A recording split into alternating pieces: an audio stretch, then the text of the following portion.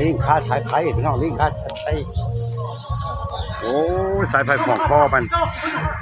ยศอยากให้มันหลุดมาได้ขดปบได้อย่ามากัดสายไฟเนาะคือโอ้ยขึ้นจับชอยแล้วเนี่ยไม่ละอ่านเป็นยังไปขึ้นจับโอ้มันเป็นเกี้ยวจักหอบพันโอ้ยหลุดลงมาใส่หม้ออ่านใครแน่เนาะนี่เขาเดียวข้อบาทเดียวเท่านั้นแล้วมาเลยอ่านโอ้ยเอ้ยสายไฟจนขาดพุ่นหมอนี่ศูนย์นะ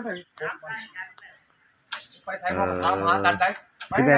หมอใหญ่แหละเข้าใจว่าหมอน้อยหันดึงนะเนาะฮะ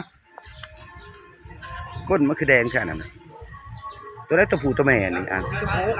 ตัวน้อยตัวแม่บ่